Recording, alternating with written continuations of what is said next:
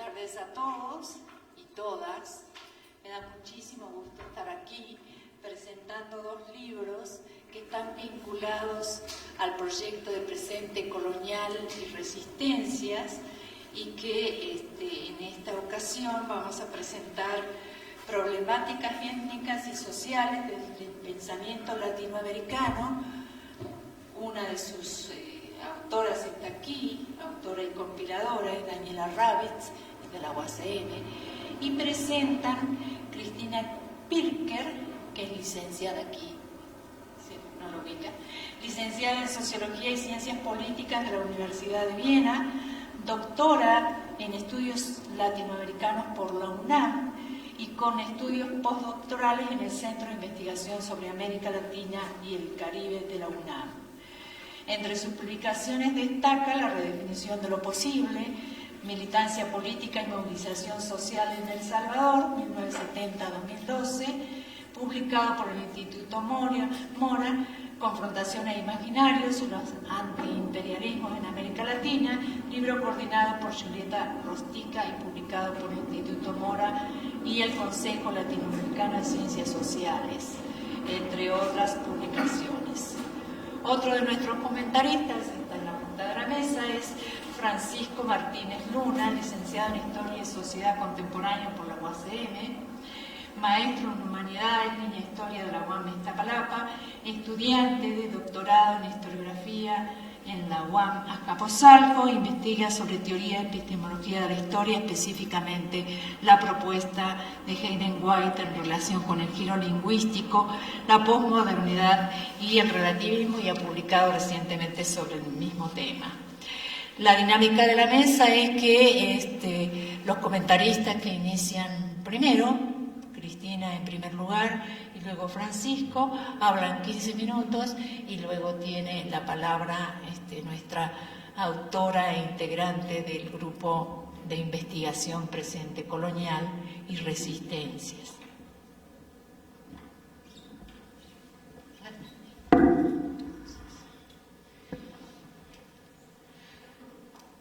Bueno, entonces voy a empezar. Ustedes más o menos me marcan el tiempo, por si me extiendo, porque en algún momento creo que como que me emocioné ya con las lecturas y con la redacción, entonces no sé si realmente me voy a limitar a los 15 minutos de lo que yo he preparado, pero bueno, vamos a ver.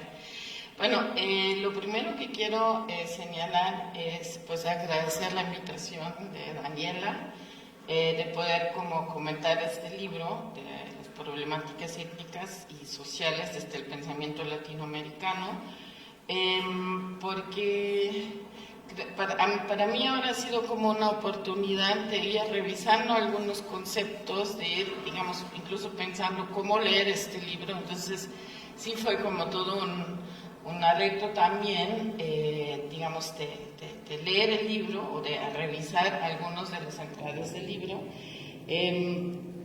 y actualizarme también en algunos conceptos. Y yo creo que eso también es como justo uno de los propósitos del libro, ¿no? Porque, bueno, tal vez como que mi primera reacción después de recibir el libro, de ver el título, el índice, el gran número de autoras y autores que han participado, yo pensé, bueno, es un proyecto, o así debe haber sido un proyecto muy ambicioso, también muy complicado de coordinar, ¿no? De trabajo, primero de pensar la concepción de la obra, de escoger los términos, los conceptos que se incluyen, y tal vez sería también en ese sentido también interesante si tú después puedes comentar justo este proceso de construir este libro, también de invitar y de coordinar a este grupo tan amplio de autores, ¿no? Pero yo creo que, o sea, finalmente, bueno, aquí está el resultado, se logró y creo que valió muchísimo la pena, ¿no?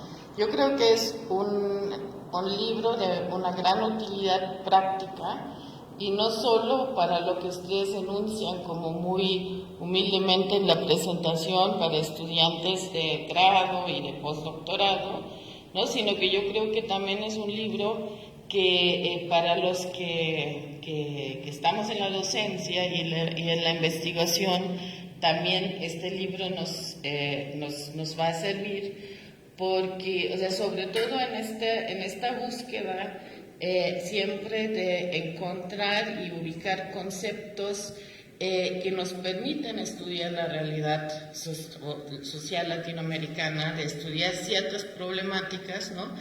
Y que buscamos encontrar las herramientas conceptuales adecuadas, pero además también de ver como como la genealogía o entrar en la genealogía específica de cada uno de los conceptos, ¿no? Entonces, en ese sentido, eso es como que lo primero que quería resaltar, que yo creo que es más que un diccionario de ideas afines, es más que un libro de consulta práctica, no un tipo de Wikipedia de pensamiento social latinoamericano, sino realmente es un libro que permite entrar desde distintos lados en las discusiones entre autoras y autores, entre intelectuales, a través, digamos, de sus conceptos, ¿no? En ese sentido, también creo que de repente que el término que se usa también en la presentación para referirse a los textos, que es el de entrada, también es un poco como una demasiado humilde para mí, ¿no? En el sentido que da como una impresión en un primer momento de que se trata justo de un diccionario de ideas afines, ¿no? Como que con textos muy estandarizados, sintéticos, que no buscan como que aportar algo más que la información, ¿no? Porque en la realidad, si bien el libro, digamos, es como un conjunto de textos, también cada texto, para mí, cada ensayo muy breve, también tiene, o sea, como que tiene su propio peso, ¿no? O sea, se defiende solo porque está escrito por diferentes autores, autoras de diferentes generaciones, de diferentes trayectorias, algunas más académicas que otras, de diferentes estilos, algunos más militantes, algunos más academicistas, ¿no? Más estructurados, algunos no. Entonces, cada ensayo, más que entrada, ¿no? O sea, como que también permite ver un poco cómo los autores, las autoras perciben, trabajan con los conceptos. Entonces, yo creo que eso también hace la lectura extremadamente rica, ¿no? Entonces, para mí, o sea, como que creo que también por esta razón, justo no es un libro que se puede, o que por lo menos yo podía leer como de manera como corrida, ¿no? Digamos, de autonomía hasta zapatismo, así de uno solo, ¿no? Sino más bien como que es un libro que invita de alguna forma a construir un camino propio por los conceptos, ¿no? O sea, de ir de adelante para atrás, de atrás para adelante, de ir un poco como en zigzag de un concepto para otro, en función, bueno, por una parte sí como una curiosidad también de leer, de conocer, acercarse a ciertos conceptos que yo no sabía que existían, ¿no? Pero también, digamos, en función justo de un interés, a veces de un interés práctico, para reconstruir, por ejemplo, el mapa intelectual de algún concepto, de algún tema, ¿no? Y de los debates entre los autores, ¿no? Y algo que también me parece sumamente bueno y práctico del libro es que, digamos que al final de cada ensayo hay también como una sugerencia de cómo ir avanzando, ¿no? O sea, a través de lo que ustedes llamaron las conexiones, ¿no? Entonces sí hay una posibilidad ahí de identificar conceptos afines que te invitan a seguir leyendo o buscar, digamos, estos conceptos que también están dentro del libro, o ir por otro camino que uno mismo decide, o también figuras claves, ¿no? O sea, autores, autoras, pensadores, pensadoras que han participado en la construcción de estos conceptos, ¿no? Entonces, de alguna forma, como que no yo siento que los coordinadores no imponen ningún camino único en este libro, sino que uno como lector, como lectora puede buscar como que su propio camino, ¿no? Entonces, bueno, la parte central entonces también de mi comentario, entonces intenta justo mostrar cómo yo me he acercado al libro, ¿no? O a algunos de los conceptos, algunos de los textos que ahí están presentes, ¿no? Y lo quiero hacer a través de 3 artículos que me parecían sumamente interesantes, o 3 entradas, ¿no? El de mestizaje, de hibridación y de, a ver si lo pronuncio bien, chichi, exacto, digamos que son de parte de los autores, digamos, Andrés Cosa, el de mestizaje, Nicolás Olivos Santoyo, el de hibridación, y Estela Fernández Natal y Victoria Martínez Espinola, el de chichi, ya, al final lo voy a poder pronunciar. Porque digo, se pronuncia así, pero bueno. Chichi, bueno, porque justo digo, este concepto a mí me llamó la atención porque no lo conocía, ¿no? O sea, no había leído sobre esta epistemología, entonces fue algo como entrar en algo para mí también completamente nuevo, ¿no? Porque yo creo que justo lo que quiero señalar a través de estos 3 lecturas o interpretaciones mismas, es que yo creo que hay, lo que el libro permite ver es cómo hay ciertas preocupaciones sobre la realidad latinoamericana que subsisten y que se reproducen en el pensamiento latinoamericano y que en diferentes momentos históricos se le asigna nuevos nombres a estos problemas, ¿no? O sea, para ampliar la línea de investigación, para nombrar aspectos de estos problemas que a lo mejor antes no se veían, ¿no? Y también para responder a las exigencias de nuevos sujetos, sujetas, las mujeres, los pueblos indígenas, para nombrar dos de estos sujetos, sujetas que no se identifican con las discusiones anteriores, ¿no? Entonces yo creo que eso es también algo que se puede hacer como con este libro, ¿no? Porque justo, o sea, digamos, el concepto mestizaje que plantea Andrés Kossel en su texto, creo que es como uno de los conceptos que más ejemplifica cómo conforme ha avanzado el tiempo, un concepto se va construyendo, primero justo a partir de caracterizar los resultados de este choque entre 2 civilizaciones, lo que Kossel llama, digamos, el mundo europeo y el mundo preexistente en América Latina, el mundo indígena. Entonces, ¿cómo este término se amplifica, se diversifica y también se cuestiona, ¿no?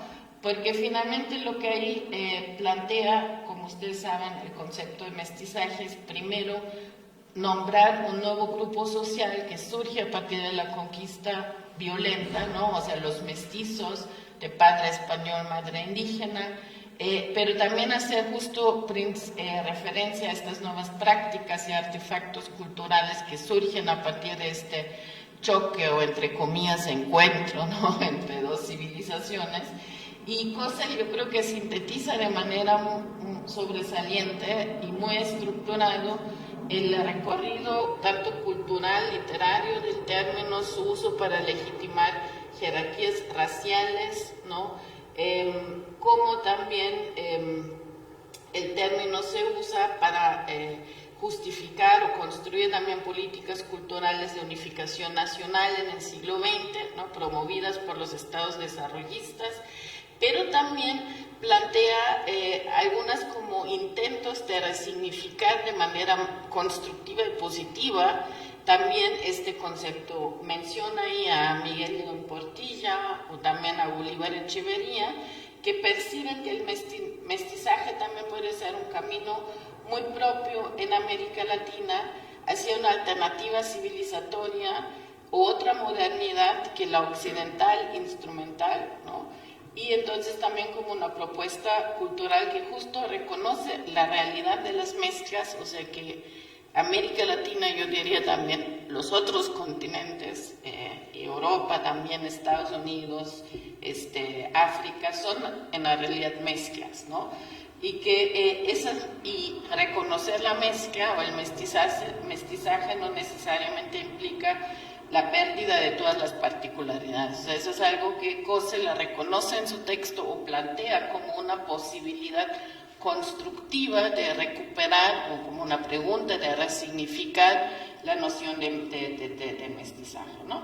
Y entonces él termina también su texto justo reconociendo por una parte este difícil legado del concepto, ¿no? Por ser justo parte de una ideología de homogenización cultural que, como han mostrado otros autoras también en este libro, finalmente ha justificado un blanqueamiento racial en América Latina, pero él también plantea como pregunta abierta si la idea del mestizaje, o si podemos recuperar el valor analítico del concepto mestizaje para también pensar los mosaicos plurales dentro de estas realidades mezcladas, ¿no? Entonces él deja eso un poco a la discusión, y ahí como que pienso que se puede retomar, o lo que yo hice en mi recorrido fue pensar esta pregunta abierta como un vaso comunicante para leer el texto ligado, o sea, el texto sobre el concepto de hibridación de Nicolás Olivos Santoyo, que de alguna forma también problematiza esta conexión o estas, conexiones entre la cultura letrada, la cultura occidental que llegó con los conquistadores a América Latina, con las culturas locales, digamos, en distintos espacios de la región, ¿no? Entonces, él ahí nos permite, o también reconstruye más bien el concepto de hibridación para mostrar cómo intenta dar cuenta de las prácticas culturales, cómo las prácticas culturales provenientes de Occidente se articulan con las culturas de contextos locales, cómo se podía conectar y articular lo tradicional y lo moderno, pero sobre todo en un momento, y eso es como lo interesante si lo pensamos como una continuidad, como una discusión con el concepto de mestizaje, en un momento donde ya las industrias, culturales, globales, empiezan como que a dominar, digamos, el mundo, el espacio cultural, y entonces también hay la pregunta del autor, y recuperando a distintos autores claves, digamos, de esta discusión, es cómo se ubican, cómo se articulan las culturas locales en América Latina con esta cultura de masas que con esa tendencia hacia la homogenización, ¿no? Y justo el concepto de hibridación propone también una salida, digamos, de este conflicto entre culturas globales de masa, o las industrias globales culturales, y las culturas locales, al mostrar al mostrar una manera de pensar las posibles, las prácticas de resistencia, de apropiación, de articulación desde las culturas populares para construir nuevas formas de pensar el mundo y nuevas, digamos, prácticas culturales que justo superan la noción de mestizaje que, como varios autores en el libro reconocen, que en el concepto de mestizaje se tiende a encontrar, o sea, a reforzar, digamos, estas visiones como bipolares, digamos, o binómicos de las mezclas, ¿no? O sea, el mestizaje como la mezcla entre lo indígena y lo español, o entre lo africano y lo indígena, pero que no permite ver todas estas continuidades, todas estas facetas, digamos, plurales de la mezcla, ¿no? Y entonces también plantea que que la cultura popular sí permite también apropiarse de los medios masivos de comunicación, o entra en comunicación con los medios masivos de comunicación, y contribuye a la reconfiguración de las culturas nacionales de América Latina, ¿no? Como lo plantea, por ejemplo, Martín Barbero, ¿no? A mí también el texto me hizo recordar, digamos, cómo estos debates en América Latina conectan con debates en otros espacios, digamos, como por ejemplo en la Gran Bretaña de la década de los 80, ¿no? Con la escuela de Birmingham, la fundación, digamos, de los estudios culturales, donde también se planteaba justo el papel de la cultura de masas, las posibilidades, digamos, de convergencia entre las culturas de los migrantes de los países excoloniales que en Gran Bretaña, en las grandes urbes, crean nuevas formas culturales, nuevas formas musicales, y a mí eso me pareció muy interesante, que el concepto de hibridación como que dialoga con estas discusiones en otros lugares del mundo, pero pensando siempre el propio lugar, ¿no? Entonces, creo que también demuestra una vez más que el pensamiento latinoamericano es todo menos provinciano, ¿no? O sea, yo ahí a veces pienso que el pensamiento europeo, el pensamiento social europeo es mucho más provinciano, con mucho menos capacidades de diálogo y de apropiación, digamos, constructiva que el pensamiento social latinoamericano, ¿no? Y eso, bueno, ya me lleva al último texto que quería ahí como que señalar, que es digamos, esta recuperación que hacen Martínez Espínola y Fernández Nadal de la noción que acuñó la socióloga Silvia Rivera Cusicanqui, que es un término que nuevamente discute, pero ya de una manera todavía más radical, con la ideología del mestizaje como una construcción patriarcal y colonizadora que promete un final feliz, ¿no? De una confluencia armónica de los dos polos, y silencia, digamos, justo la historia violenta de estas mezcolanzas culturales, ¿no?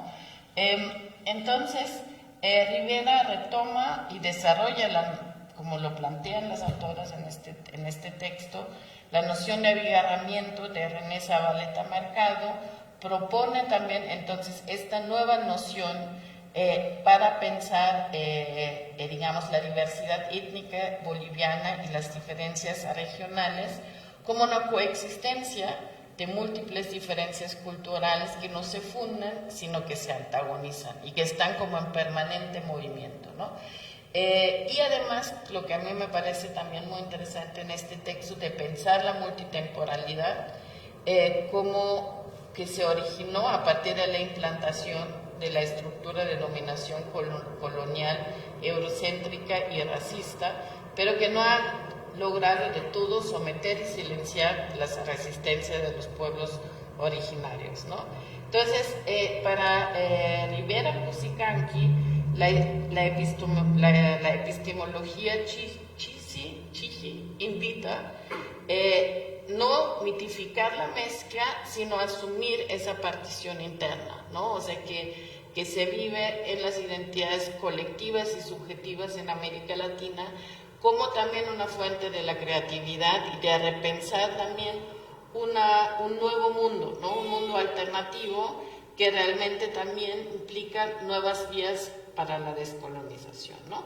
Entonces, a mí digamos, como que llegar también en mi comentario, digamos, terminar con esta reflexión sobre esta nueva epistemología, porque yo creo que permite también articular de mejor manera, tanto en los análisis como en las narrativas, algo que también siempre me llama la atención en América Latina, cómo de manera recurrente las reivindicaciones históricas, como las reivindicaciones indígenas, por ejemplo, vuelven una y otra vez en las protestas porque no se han resuelto, pero se combinan con las nuevas demandas, digamos, de los sujetos, no sé si decir nuevos sujetos o sujetas, pero con las demandas, digamos, de la posmodernidad o de los sujetos actuales, ¿no? Como por la diferencia el derecho a la diferencia sexual, los derechos de la naturaleza, y surgen, digamos, de alguna forma nuevas maneras de protesta y nuevas demandas, ¿no? Y entonces yo termino, digamos, con este planteamiento para mostrar cómo el caminar por las diversas entradas de este libro, por entrar en contacto con conceptos que uno no conoce y no sabe pronunciar como yo, ¿no?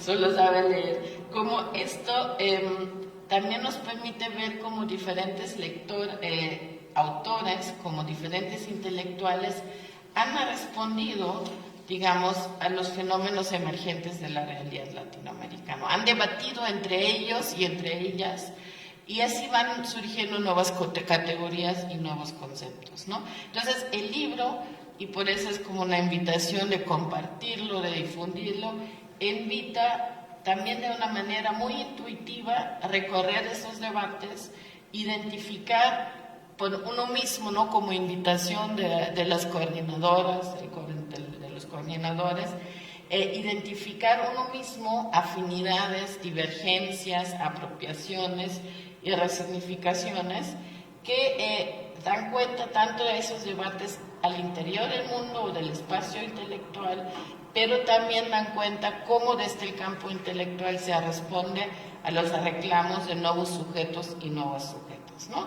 Entonces, bueno, lo voy a dejar ahí y bueno, agradezco nuevamente la invitación y digamos, muchas gracias también a ustedes por su atención.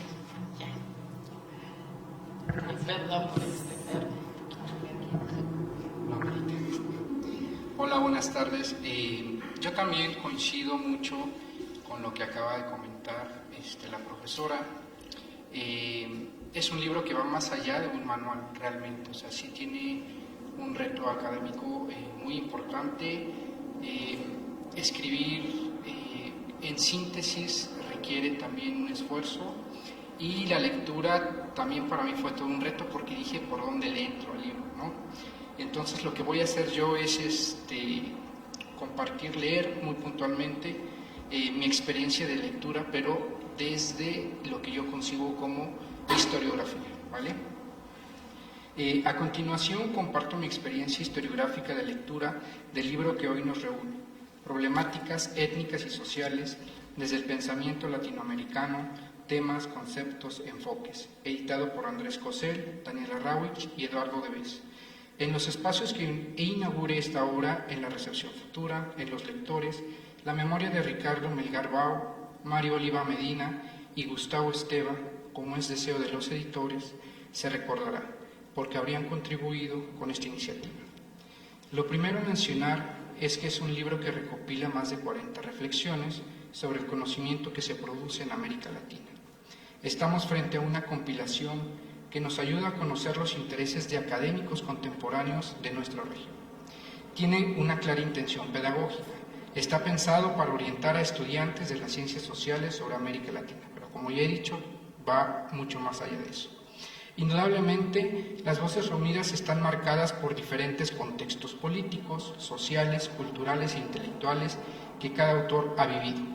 Como dijo Carlo Ginzburg en los años 80, cuando trataba de explicar su propuesta sobre el paradigma indiciario, todo libro tiene elementos de investigación, es decir, datos, elementos teóricos que hacen posible la reflexión y elementos autobiográficos, porque cada texto cuenta parte de la vida de quien escribe, narra intereses, describe posiciones políticas implícitas, muestra qué ha leído el autor, dónde ha estudiado, quiénes han influido en él, etc.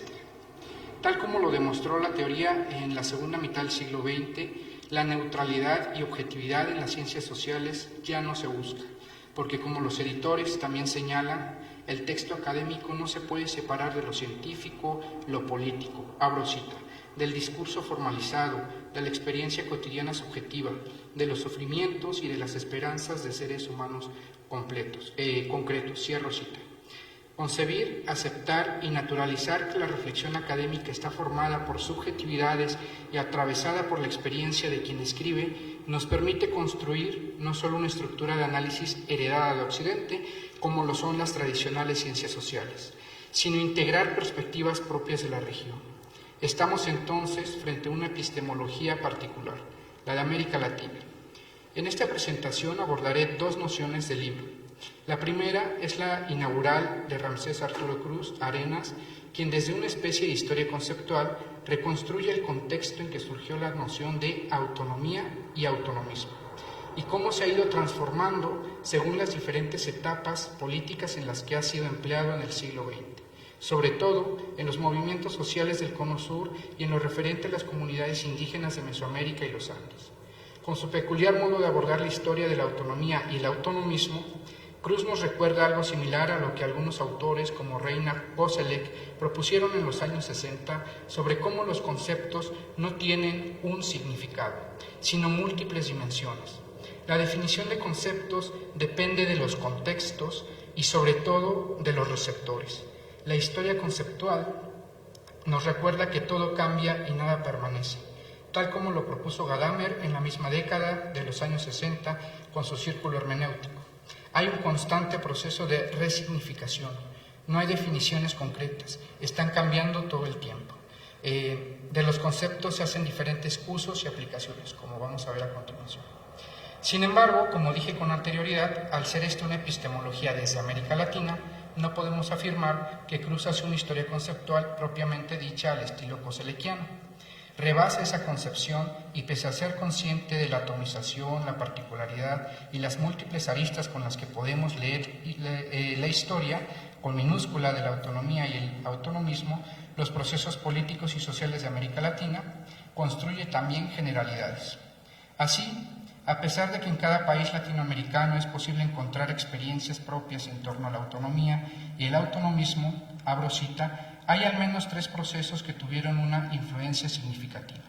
El primero fue la instauración de un régimen de autonomía en la costa atlántica de Nicaragua en 1987, año en que, por primera vez, se reconocía en una Constitución Nacional en América Latina la autonomía como un régimen, como una serie de derechos políticos, económicos, sociales y culturales destinados a los pueblos indígenas misquitos. Cierro cita. Cruz narra que el segundo proceso tiene que ver con el discurso que sostuvo la campaña continental 500 años de resistencia indígena, negra y popular de 1992, originada en los años 80 con los diversos movimientos indígenas, campesinos y populares del norte, Centroamérica y la zona andina, el Cono Sur y el Caribe, a partir de lo que se reflexionó sobre el significado de los 500 años de la invasión española. El colonialismo, la opresión, la marginación, el sometimiento, las masacres, la persecución. A partir de todo ese proceso se construyó, abro cita, el derecho a la autodeterminación de los pueblos y su autonomía en el marco de los estados nacionales. Cierro cita. El tercer proceso fue el levantamiento armado del EZLN frente al Tratado de Libre Comercio con América del Norte. El movimiento indígena tuvo alcance nacional e internacional y logró que en 1997 se firmaran los llamados Acuerdos de San Andrés, donde se enarboló la autonomía como demanda, noción que se difundió de manera amplia en América Latina. Así, Cruz nos hace ver que a partir de esas tres grandes experiencias sobre los procesos de autonomía que se vivieron en América Latina, se constituyeron, y yo diría, inventaron nociones que se difundieron por la región.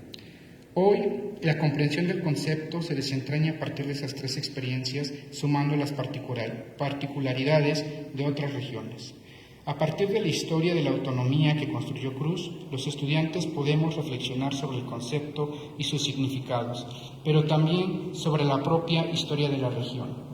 Así como la idea de nación que se inventó a partir de la experiencia alemana y hace tiempo nos la injertaron al grado de, como lo dicen los himnos, a propósito del próximo 16 de septiembre, tendríamos que dar la vida por ella.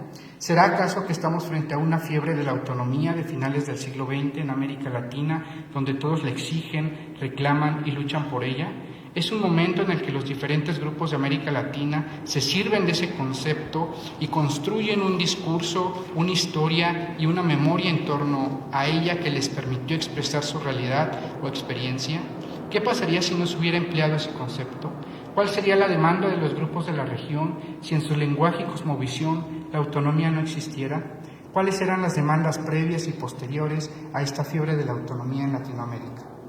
El siguiente apartado sobre el que reflexionaré corresponde a una de las editoras que hoy nos acompaña, el de la doctora Daniela Rawitsch, quien analizó el concepto de colonialismo interno, al que definió como proceso en el que, abro cita, las relaciones de dominación y explotación que se reproducen al interior de los Estados-nación entre etnias y regiones culturales distintas, cierro cita.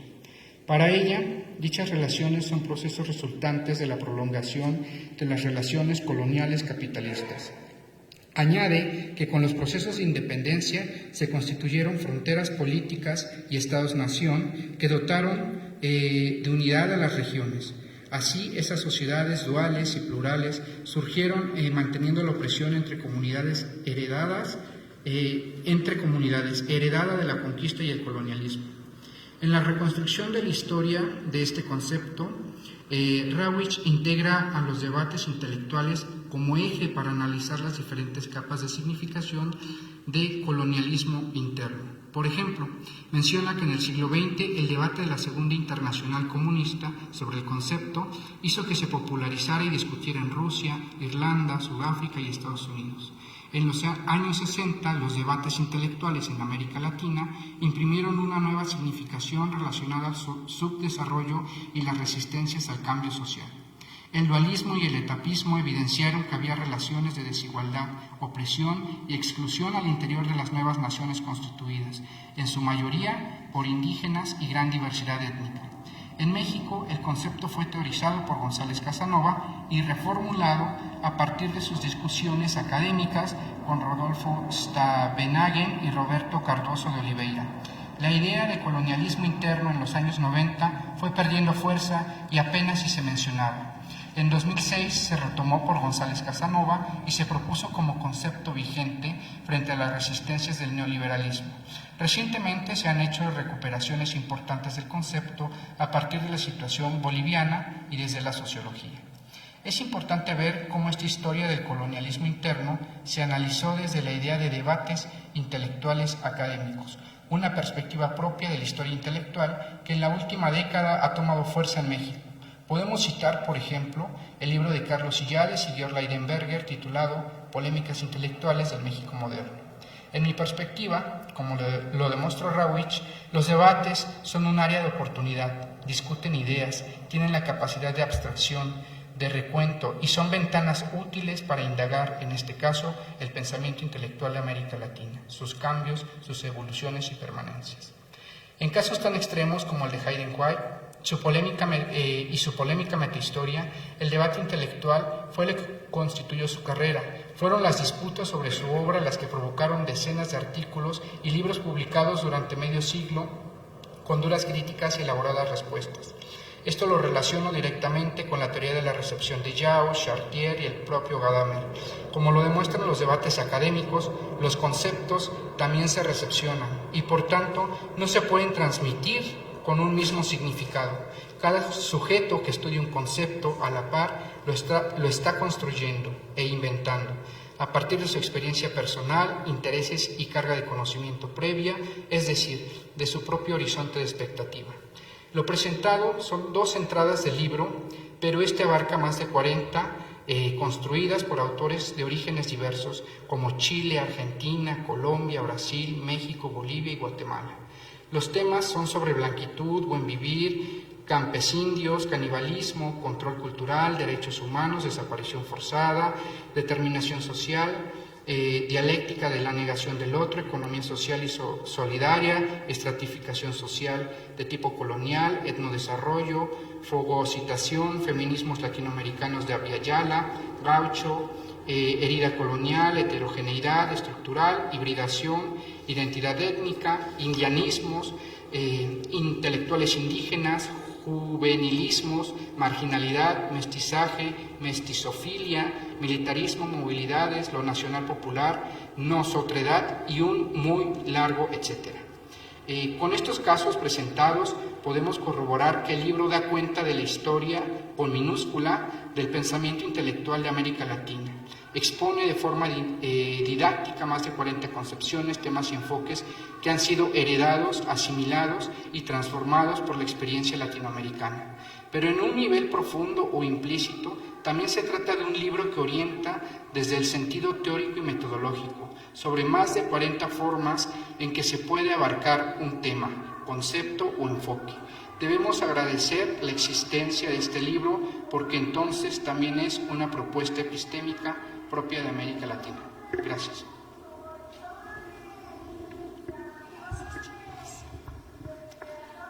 Bueno, muchísimas gracias Cristina, Francisco. Me da mucha emoción y les agradezco el esfuerzo de venir y de preparar esta presentación que me parece que da cuenta de una lectura como muy adecuada, muy pertinente, muy sentida del libro.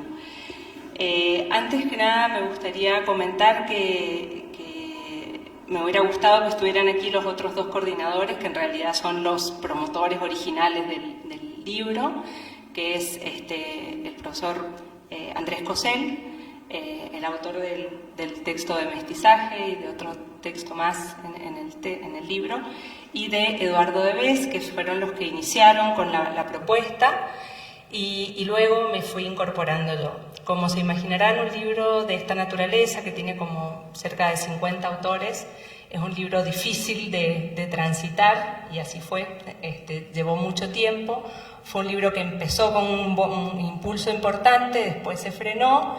En ese momento me invitó Andrés, todos volvimos a los tres a hacer un esfuerzo grande, y creo que esa es una de las resultados lindos del texto, que tiene que ver con obligarse a ampliar o a extender las redes de amigos, de colegas, de especialistas en los distintos temas, que implicó establecer diálogos sobre lo que entendíamos por el libro, cuáles eran las mejores categorías para incluir.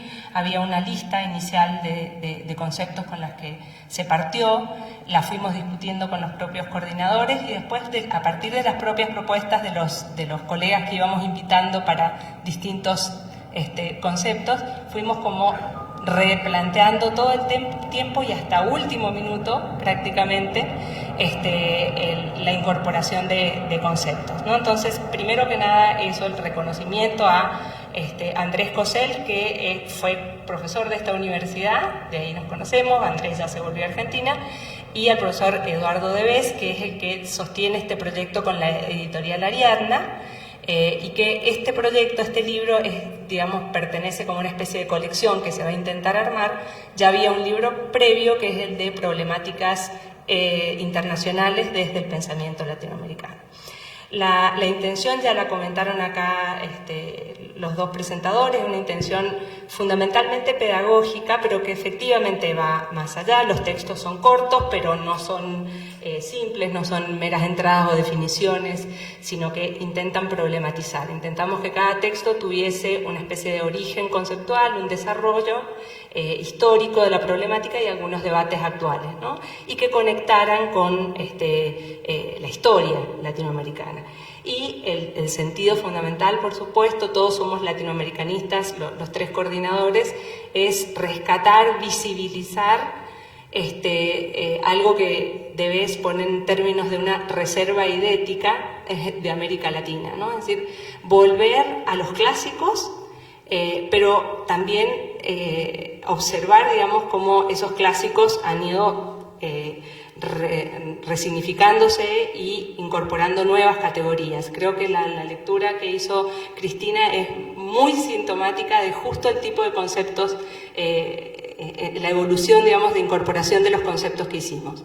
Conceptos clásicos como mestizaje, conceptos que ya llevan un tiempo importante, digamos, en la agenda, como el de hibridación, y que retoman la problemática del mestizaje, y conceptos muy novedosos, muy apenas, que están emergiendo, como el de Chigi, ¿no?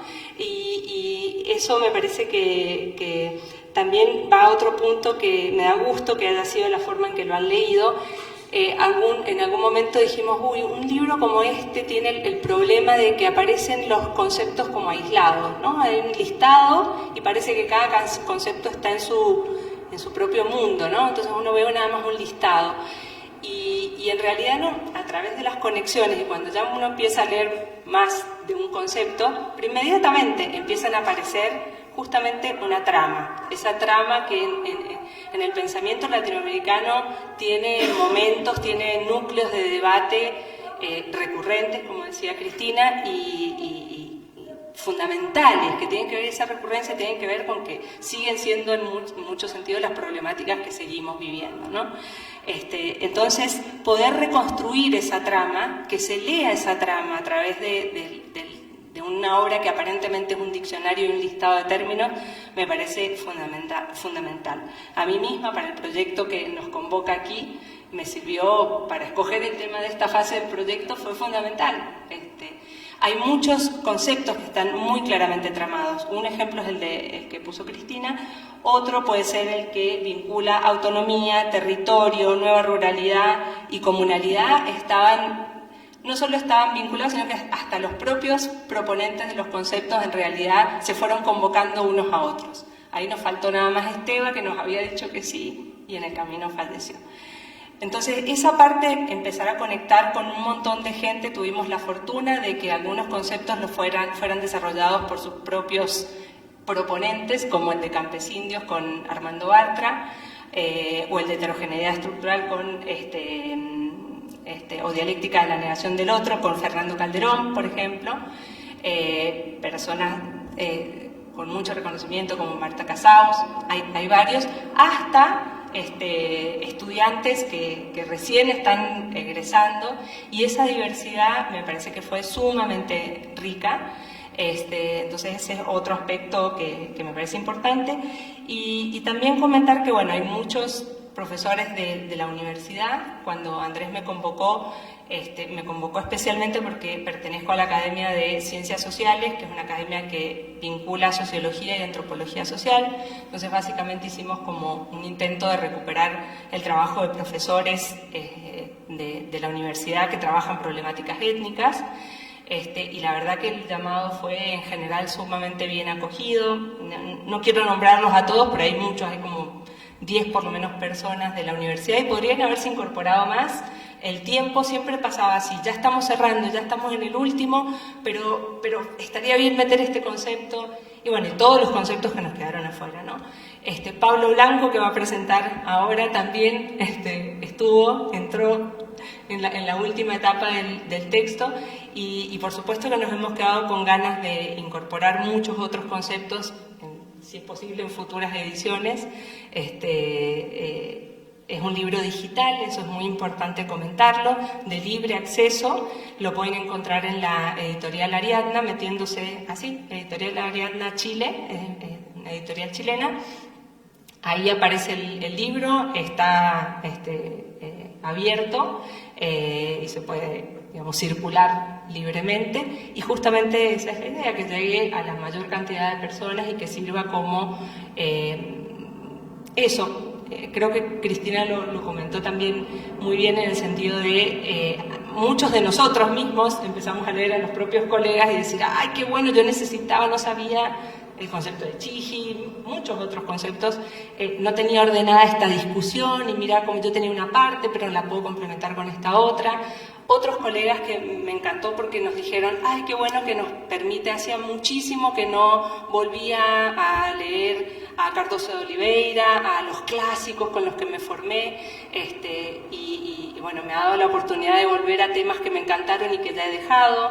Entonces creo que a nosotros mismos nos pasa esta cuestión de invisibilizar incluso algo que parte de nuestra propia herencia, de nuestra propia trayectoria, y de podernos actualizar, no en un sentido de nostálgico de volver a esos conceptos, sino poderlos actualizar en discusiones contemporáneas, ¿no? Entonces, bueno, esa es más o menos la idea. Muchísimas gracias. Y ojalá vamos a hacer otras presentaciones. Tenemos pensado hacer otras presentaciones con los autores que participaron, los coordinadores, entonces igual para escuchar otras perspectivas sobre el libro. Quedan como 10 minutos. Si alguien quiere preguntar, hacer alguna consulta coordinada o una de los coordinadores.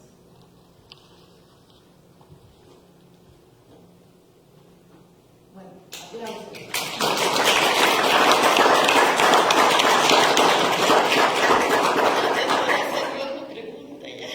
Ya estaba.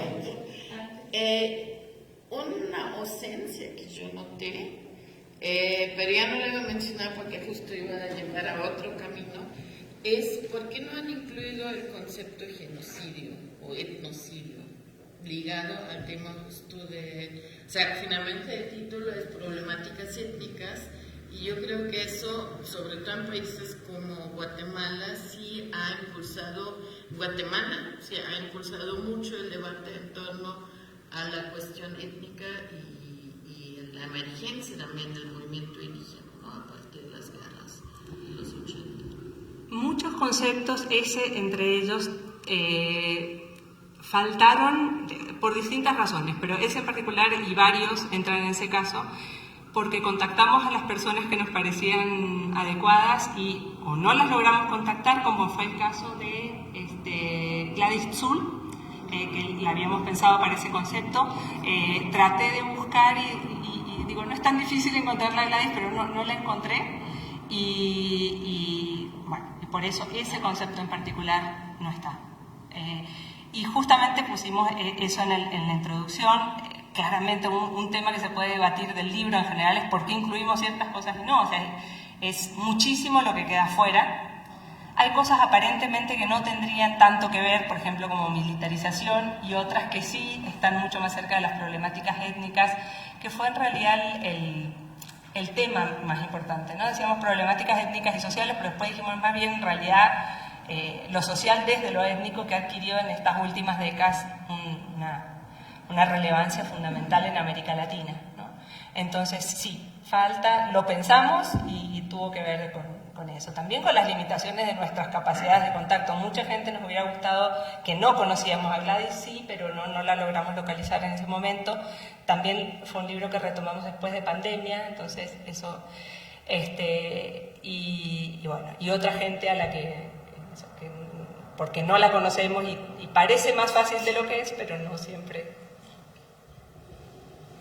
Además, el riesgo de un proyecto como este, porque faltaron conceptos, como bien dice, pero además, dentro de los conceptos ya colocados allí, también alguien puede decir, bueno, falta el análisis de cada autor. Así es. Exacto, hasta dónde llegar con cada concepto, cuáles autores. Bueno, sí tuvimos hasta reclamos, porque en las conexiones nosotros metimos autores y en las figuras intentamos conectar los conceptos y las figuras de cada. Pero había gente, por ejemplo, que había excluido deliberadamente por razones de lectura política, en fin, a ciertos autores, y nosotros los pusimos en las conexiones y dijeron no, en fin. Todo ese debate es interesante también. Y también los límites entre conceptos, ¿no? Así hay conceptos como, por ejemplo, economía social y solidaria, querían trabajar también educación popular y investigación, acción participativa. Entonces, en fin, algunos conceptos como fagocitación y canibalismo, por ejemplo, y antropofagia, que iba a estar en algún momento, decíamos, van juntos, van separados, los metemos en un mismo debate. Todo, en realidad, dependió mucho de la línea de la persona que hizo el concepto, que dejamos obviamente cierta libertad, y de las posibilidades de armar cierta trama con otros conceptos, ya fueran vinculados o distanciados.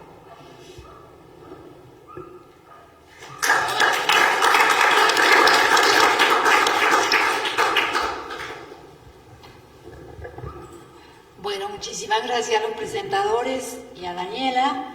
Vamos a pasar a la presentación del segundo libro, así que les pido al autor, Pablo Blanco, y comentaristas, si se acercan a la mesa.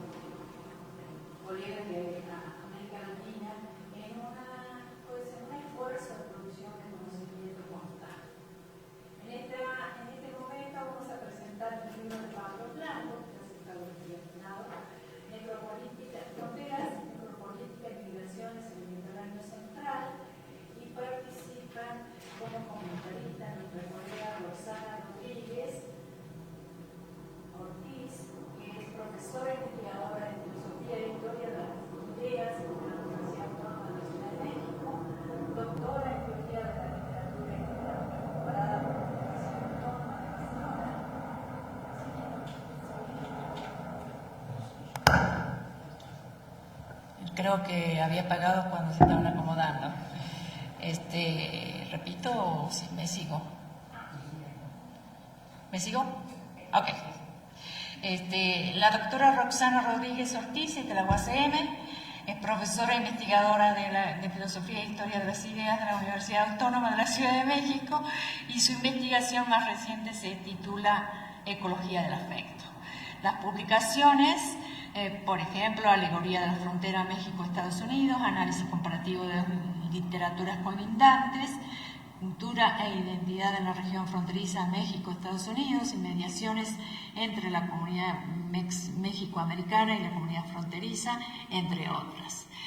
Nuestro segundo presentador, Carlos Alberto González Cepeda, es maestro en desarrollo regional por el Colegio de la Frontera Norte, ha sido coordinador de revisión, codificación y captura de la encuesta sobre migración en la frontera norte en Tijuana, Baja California. Actualmente realiza estudios en el doctorado de Ciencias Sociales y Humanidades en la Universidad Autónoma Metropolitana Unidad Coajimalpa. Una de sus publicaciones es el libro Modernización y Transformación Institucional en México hacia nuevos instrumentos de coordinación y regulación, y entre sus artículos se encuentran Migraciones africanas y los claroscuros de la protección social en México. Los dejo aquí con los presentadores y el autor. La dinámica es 15 minutos, 20 minutos cada uno, y luego responde y comenta el autor. Le damos la palabra a Roxana, por favor. Muchas gracias por la invitación de estar aquí comentando este libro.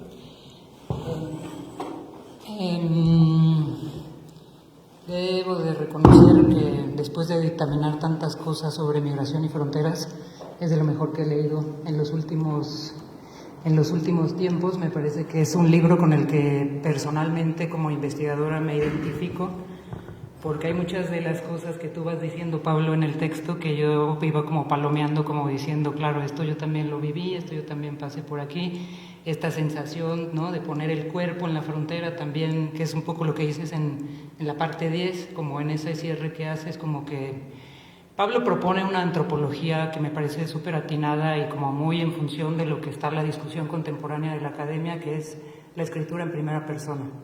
Entonces, una escritura en primera persona que habla como de esa movilidad, pero esa movilidad que atraviesa fronteras, y no fronteras sencillas. O sea, yo he estado en algunas de las fronteras, pero del lado de Europa, y lo más que he llegado hacia abajo es hacia Nador, Melilla, Ceuta.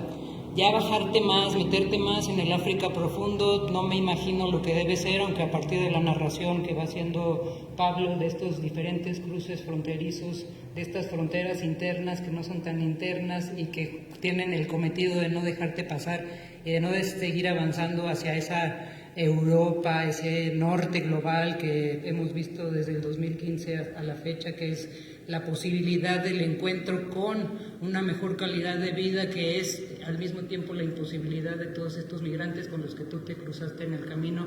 Me parece que esa sensación a flor de piel de estar cruzando las fronteras y de poderlo narrar en primera persona es justamente la gran riqueza del texto, y en ese sentido esta metodología de antropología on the road, que me parece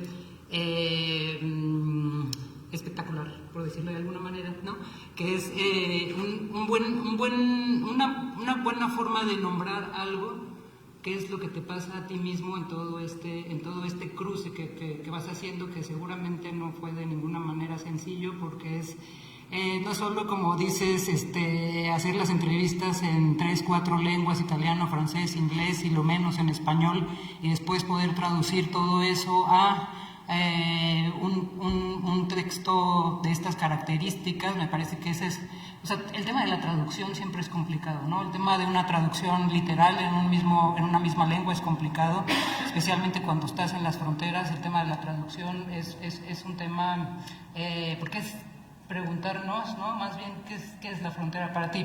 Y yo me centro más en las fronteras, ya Carlos seguramente hablará de la migración, porque yo en realidad me especializo en fronteras, no en migración. Siempre termino trabajando con gente que hace migración, pero en realidad mi tema son las fronteras. Entonces, de por sí la traducción, ya estando en las fronteras, es complicada, porque hay diferentes perspectivas de cómo se vive la frontera según del lado que estés de la frontera, y tú das cuenta de ello también en el libro, en el sentido de estando del lado de Europa, estando del lado de Italia, es otra frontera. Estando al lado de África es otra frontera, y hay una gran frontera que divide estos dos territorios, que es el mar Mediterráneo, que es algo en donde también situar una frontera con esas dimensiones, y específicamente a partir del espacio Schengen, que es el espacio Schengen, la gran imposibilidad del cruce de la migración desde el 2015 a la fecha con respecto a África y a la Unión Europea, me parece que ese es el gran acierto del libro.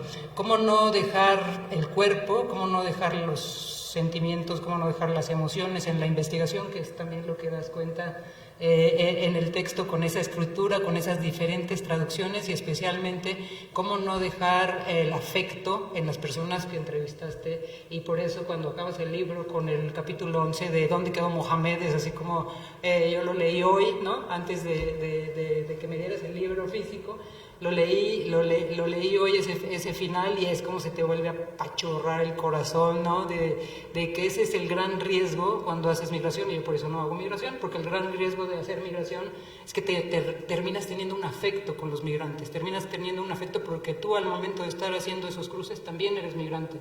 Entonces terminas teniendo ese afecto, esa sensación de pérdida, esa sensación de duelo, no solo de cruzar diferentes fronteras que son completamente desconocidas.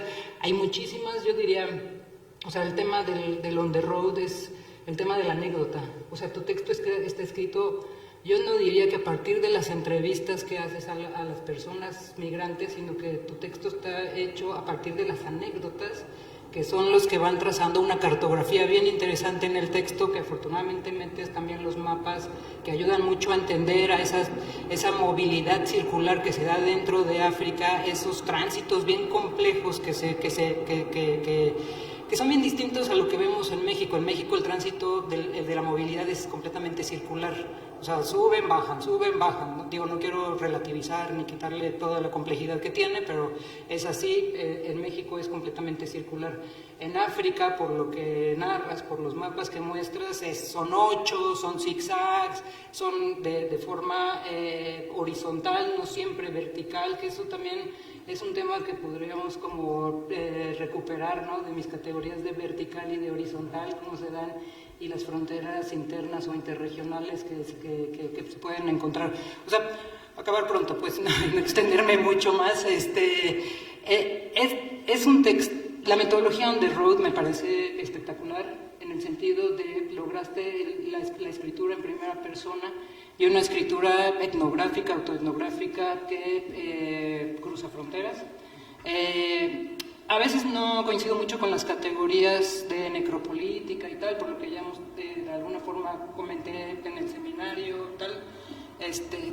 No estoy de acuerdo con esas categorías que se usen tan a diestra y siniestra sin una concepción filosófica u ontológica, estética, ética, política de fondo, porque me parece que es solo mencionar todo lo que está mal en la migración. Y creo que hay otras cosas como el encuentro con lo otro, ¿no? con estas anécdotas que tú estás poniendo acá, que también creo que valdría la pena como replantear ese encuentro con lo otro. Entonces, yo de entrada le hubiera cambiado el título y hubiera puesto el tal cual, ¿no? Fronteras on the road, ¿no? En vez de necropolítica. Me parece que el on the road queda ahí como matizado, y me parece que es la parte más importante del texto. Y ahora que veo el texto físico y que mencionas esta imagen al final del texto, me encanta en ese sentido la portada, ¿no? que me parece súper atinada con respecto a toda la narrativa que estás proponiendo a lo largo del texto. También me gusta mucho que te presenten el texto y te acaben el texto, o sea, es un texto colectivo, en realidad no es un texto escrito por una sola persona, no es solo la voz de Pablo, es la voz de Mohamed también, ¿no? Yo también me quedé con esa sensación de no me va a decir en qué, o sea, realmente no volví a tener contacto con Mohamed, y al final, bueno, hay un contacto, ¿no? No fue esperemos que no sea el último, ¿no? Esperemos que haya más contactos. Entonces, no es solo la voz de Pablo, es la voz de Mohamed, pero es la voz de todas esas personas con las que trabajaste en el tránsito. Y está también como diario de campo, o sea, es una historia, toma la historia, ¿no? La historia como disciplina, toma la antropología también como disciplina. Creo que es una cartografía, es un diario de campo, es una escritura en primera persona, y quizá donde me siento identificada, y ya tú me corregirás si no, es en la parte de no escatimar en los recursos personales, porque al principio dices, es una investigación que yo hice con mis propios recursos, algo con lo que me identifico 100%, o sea, yo también mis viajes me los he pagado todos yo. Y se siente una gran satisfacción también al final, ¿no? Como decir, no le debo nada a nadie más que y puedo cambiar la ruta, como tú también lo mencionas, ¿no? Que el otro aspecto que comentas es el del COVID y el cierre de las fronteras, que es otro aspecto súper importante que también está, pues que hay que analizar más, no ahora, pero que creo que esa certeza de que son tus recursos, de que no le debes nada a nadie y que puedes cambiar la ruta cuando se te dé la gana y que puedes quedar más tiempo en cualquier lugar, creo que esa es una gran satisfacción del investigador, la investigadora, que quizá valdría como replantear y que va muy a tono con el on the road, o sea, eso es el on the road. Entonces, no me extiendo más, evidentemente tengo algunas preguntas más como en el tono de explicas una motivación que te lleva, ¿no? Que empieza en el 2000, que es tu primer viaje hacia África, ¿no? Y está muy clara la motivación de la escritura.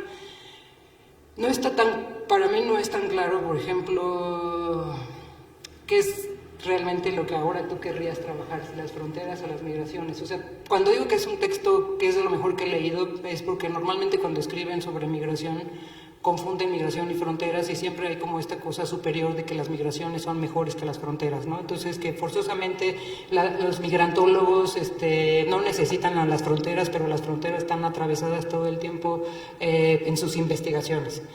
Lo cual para mí es evidentemente a la inversa, o sea, lo que es la neta del planeta son las fronteras, no las migraciones, porque afortunadamente las fronteras son muros, no son personas, entonces ya ahí hay una diferencia importante. Sí, pero adentro es donde no es muy claro, me queda muy claro que la diferencia la tienes precisa, ¿no? Sabes cuándo es frontera y sabes cuándo es migración. Pero también el subtítulo dice migraciones, entonces muy bien, entonces esa es solo mi pregunta por ahora. ¿Por dónde te vas a decantar? Yo, que soy purista de las fronteras, exijo que te decantes por algo. Gracias, Roxana. Y bueno, antes que nada agradecer a Pablo y a la profesora por la invitación a comentar este libro, que ya había tenido la oportunidad de revisar, porque también de se han desprendido un par de textos. Uno de ellos se publicó en una revista que tenemos en la UAM. Ahí fue el primer acercamiento que tuve a la tesis doctoral de Pablo, y a mí también me llama mucho la atención. Me quedaba pensando en esto que comentabas de la metodología, ¿no? Esta etnografía en la ruta, o esta investigación en la ruta. Yo no soy antropólogo de formación, pero este tipo de textos que son de corte etnográfico, donde se narra en primera persona, donde puedes ver no solamente la voz de los actores que forman parte de la investigación, sino también ves algo súper importante que se ha dejado de hacer en la academia y en la producción de textos, que es el proceso reflexivo, ¿no? Estamos en una vorágine de publicar textos, libros, artículos que nadie lee, y estamos evitando ese proceso de reflexividad que nos permite entender estos conceptos y diferenciar si estamos hablando de fronteras, si estamos hablando de migración, o ambas están relacionadas, ¿no? Y me parece que eso es algo que sí podemos ver en tu texto, ¿no? A mí sí me queda claro que el texto es más de fronteras, por eso yo también me sorprendí un poco de que me hayas invitado a comentarlo, porque evidentemente no soy experto en fronteras, aunque, como comenta Roxana, sí las asocio mucho con los movimientos migratorios, ¿no? Pueden llamarse incluso objetos, ¿no? Dispositivos que están allí y que por supuesto tienen una relación muy importante con las dinámicas migratorias, ¿no? Son estos puntos de contención donde vemos un sinfín de situaciones y de otros actores que ponen la mirada en las personas migrantes, ¿no? Y tú nos narras en varias partes del libro cómo estos otros actores que podemos observar sobre todo en zonas fronterizas, donde están como dispositivos, pues bueno, vemos que en estos espacios fronterizos pues están al acecho de actores como el crimen organizado, en este caso, o de terroristas, ¿no? Y que pueden ser sujetos de secuestro, de trata, de explotación. Entonces, todos estos aspectos, ¿no?, que aparentemente suceden en la frontera, me parece que son importantes porque podemos entender muchas de las peripecias que tienen las personas migrantes que salen de países del sur con toda la mira de llegar a países del norte, y en los países de tránsito o en los países donde eventualmente deciden quedarse, pues viven un sinfín de situaciones que los ponen, digamos, en riesgo, los hacen más vulnerables. Tú hablas por ahí de la migración de supervivencia, que también es uno de los factores que me parece que están asociados a la frontera y a toda la cotidianeidad que se vive en las fronteras, ¿no? Entonces, en ese sentido me parece interesante, y cuando revisaba tu texto no pude dejar de pensar en un libro que recientemente también leí, que es el de Partir para Contar, un clandestino africano rumbo a Europa, que de hecho fue un texto que invitaron a uno de los autores, a Mahmoud, aquí en la UACN, si no mal recuerdo, fue un evento organizado por la doctora Mariela Varela. Entonces, ¿por qué? No es que esté comparando los textos, pero muchas de las peripecias que tú nos compartes en este libro que pasaron los migrantes, digamos que fundamentan esto que se ha dicho en otros textos, ¿no? De que realmente la pasan muy mal, realmente están atrapados en ciertos lugares, realmente están cuidando sus vidas, ¿no? Y a mí me parece interesante también cómo durante estos tránsitos migratorios me parece que no podemos dejar de pensar en el tiempo y en el espacio, ¿no? Las temporalidades, ¿no? Por ejemplo, cuando se quedan en algún albergue estas personas, pues ahí surgen otras dinámicas donde, como tú lo dices, empiezan a planear estrategias para seguir la ruta, ya sea de manera horizontal o de manera vertical, aunque mayormente es vertical lo que se busca. Estos espacios se convierten en algo, ¿no? En lugares que me parece que habitan, ¿no? Donde generan ciertas relaciones, donde además hay relaciones de poder y donde todo esto implica la forma en cómo se están moviendo. Por supuesto, también está el papel que juegan las organizaciones internacionales, ¿no? Que aparentemente están acompañando y brindan ayuda humanitaria a los migrantes con los que conversas, aunque también por el otro lado pues entendemos que la mayoría de estas agencias internacionales pues son financiadas por los países que están poniendo todas estas fronteras en diferentes países para bloquear las migraciones, ¿no? Y eso me parece importante porque se van sumando factores que observamos en otras partes del globo que tienen como, digamos, punto de referencia el bloqueo, ¿no? La persecución, en algunos casos la detención. Ahora se habla también de la criminalización de la persona migrante, ¿no? Hasta el grado de expulsarlos o llevarlos a la muerte, ¿no? Como tú también lo narras en este texto. Otro punto que me parece interesante destacar del trabajo que nos ofreces en este libro, además de las categorías y conceptos que revisas, ¿no? Frontera vertical, externalización de frontera, necropolítica, migraciones, refugiados, etcétera, etcétera, retomas algo que ha estado en discusión en los últimos 4 años, ¿no? Con mayor empuje, que tiene que ver con la crisis, ¿no? Si estamos hablando de crisis de refugiados, de crisis migratoria, de crisis humanitaria. Y a mí me parece que es algo que todavía puede dar para más discusión, porque todavía no logramos ponernos de acuerdo de qué crisis estamos hablando, ¿no? Aunque pareciera más bien ser una crisis sistémica, originada, ¿no? por este aparato, ¿no? O este sistema que gobierna el mundo y que básicamente tiene una forma de administrar basada en el mercado, ¿no? Del management, ¿no? Que me parece que cuando utilizamos la palabra crisis y después la gestión de crisis estamos confundiendo muchas cosas, ¿no? ¿no? En ese sentido, acá nos hablas de crisis de refugiados y crisis humanitaria como una problemática que tiene que resolverse o que tiene que ponerse sobre la mesa, pero desafortunadamente creo que quedan todavía desdibujados quiénes son los actores de esa infraestructura de la gestión de crisis en el contexto de las migraciones en África, ¿no? Y específicamente en la ruta del Mediterráneo central. Con esto quiero decir que entonces encuentro, digamos, 3 o 4 grandes temas dentro del libro que están interrelacionados y que nos dan un panorama interesantísimo de lo que ocurre con las personas en movilidad migratoria y lo que ocurre sobre todo con las personas procedentes de África, ¿no? Que en los últimos años también ya estamos encontrando que se están moviendo por México de manera clandestina, de manera irregular, y que muchas de las peripecias que también nos cuentas aquí cuando te encuentras a migrantes, sobre todo de la África subsahariana, te cuentan lo mismo, ¿no? En algunos casos dejaron ya de intentarlos en Europa porque querían evitar sobre todo ser secuestrados, ¿no? Por grupos terroristas, y que es lo que encontraron como mejor opción, saltar hacia el continente americano, específicamente Brasil, Ecuador, y de ahí empezar toda la travesía, que es también igual de complicada, supongo, que la que ellos viven en África, por todo el continente americano. Simplemente pienso en esta región del Tapón del Darién, que ha dejado cientos de muertes, entre ellas muchos migrantes africanos, ¿no? También lo que observamos aquí en territorio mexicano, ¿no? Tenemos 2 fronteras importantísimas, ¿no? Acá hablamos de la externalización de fronteras, además de las fronteras interiores que tienen que ver con todas estas lógicas institucionales, donde vemos sobre todo actores gubernamentales que están, ¿no? Siempre al acecho de los migrantes para frenarlos, y que tiene que ver con, esto lo tomo como ejemplo porque recordé, incluso tienes una fotografía donde los bajan del autobús, ¿no? Y dicen, pues esos son controles, ¿no? Internos, pero también es parte de estas fronteras, entiendo yo, ¿no? Acá tampoco está la temática, pero seguramente existe en todos estos países por donde transitan esta recolección de datos que en algunas otras investigaciones empiezan a llamar como la ratificación de la migración, y que es otra forma de externalización de las fronteras, los datos, ¿no? O sea, la biometría y todo eso es una forma de tener ubicadas a estas personas para bloquearlas, pero también es una forma de extender esas fronteras a estos espacios virtuales donde los datos son los que importan para el reconocimiento y posterior bloqueo del migrante, ¿no? Entonces, a mí me parece, también concuerdo con Roxana, creo que es un texto que me gustó mucho leerlo porque está además narrado, ¿no? De forma muy agradable, presentas, ¿no? Y vas describiendo quiénes son las personas con las que conversaste. También no dejas de fuera a otros actores, sobre todo las organizaciones de la sociedad civil con las que estuviste trabajando, ¿no? Y que también te dan testimonios que no solamente dejas en el testimonio en el papel, sino que vuelvo con lo que empezaba.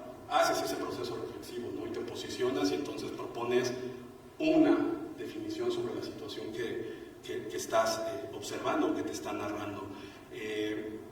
En ese sentido, creo que este texto, ¿no? Además de permitir una lectura fácil y agradable, pues te permite aprender de un tema que me parece a mí que es súper complicado, sobre todo cuando no nos ponemos de acuerdo si las fronteras o las migraciones son más importantes o si en realidad es más bien una problemática de un sistema que nos está realmente desbordando, ¿no? A mí me cuesta mucho trabajo, te lo confieso, entender la necropolítica todavía, ¿no? Lo he visto en un montón de textos. En migración me parece que también como que hubo una moda, me atrevo a decir que todavía estamos en la vorágine de esa moda, y yo todavía no logro entender muy bien, ¿no? a qué nos está llevando esta necropolítica. Después tú hablas de la necrofrontera, ¿no? Que todavía complejiza más, ¿no? mi entendimiento. Entonces mi primera pregunta sería, ¿cómo podrías definir esa necrofrontera a la luz de lo que has observado, de lo que has reflexionado y de lo que ya está publicado? En segundo lugar, tengo una pregunta que también me surgía y que tiene que ver mucho con lo que comentaba Roxana, ¿no? Y es esta cuestión de cuáles son los límites políticos y éticos en la investigación sobre migraciones y migrantes, ¿no? O sea, tus límites, ¿no? Y los límites de la investigación como tal, ¿no? Porque también creo que académicamente estamos, no sé si tienen la misma impresión, pero en temas tan complicados de la agenda como migraciones o violencia o narcotráfico, desaparición forzada, etcétera, a veces me parece que estamos, no sé si, bueno, voy a ser muy cuidadoso, estamos omitiendo esa realidad, ¿no? Y nos estamos como despegando mucho para analizar, pero sin proponer, ¿no? O sea, por eso, o sea, ¿cuáles son esos límites, ¿no? Realmente uno se tiene que involucrar, ¿hasta qué grado se tiene que involucrar? Yo retomo lo que comentabas, ¿no? El tema migratorio, cuando se hace sobre todo desde perspectivas con métodos cualitativos, pues es inevitable el contacto directo con las personas, estar preguntando, investigando y demás. Y sí, todo mundo que diga que no, que hay una objetividad y que te despegas, no, eso no existe. Yo no sé por qué no siguen enseñando eso en las clases y en los cursos de metodología, porque es una mentira. O sea, cuando uno escucha las historias de migrantes que le han pasado mal, que han perdido alguna extremidad, que los han secuestrado, que han violentado a su familia, etcétera, o sea, uno lo que siente es un vacío en el cuerpo y en el estómago y con ganas de decir, ¿sabes qué? ¿Qué no estoy haciendo investigación en esto, no? Y entonces ahí creo que también deberíamos de empezar desde, no sé, algunos les llaman los estudios críticos, yo diría que uno debería de hacer más una cuestión de autorreflexión y decir, o empezar a hacer una investigación que trate, sí, de mostrar situaciones complejas, pero también de denunciar, porque me parece que también desde la academia tenemos esa obligación de denunciar y proponer algo para, no sé, tratar de hacer menos difícil, incluso leer la temática, ¿no? No sé, es complicado porque se convierte esto en una utopía y estamos como también atorados en una academia que produce no sé para qué, ¿no? Pero lejos de ese panorama que yo veo, me parece que es un texto que puede servir en varias rutas, ¿no? Por así decirlo. Académicamente uno aprende, se manejan categorías, conceptos, perspectivas teóricas que me parece que articulas de forma bastante interesante, ¿no? Es un texto de corte antropológico, la forma de presentar la etnografía también me parece súper rica, metodológicamente también nos das algunas pistas para aquellas personas que probablemente quieran iniciar una investigación, pues bueno, tienen también este mapa de ruta, ¿no? De cómo animarse a hacer estas investigaciones en contextos tan complejos y me parece que también pedagógicamente podría servir se debería de hacer un intento de que este texto pueda ser leído, difundido para un público más amplio, ¿no?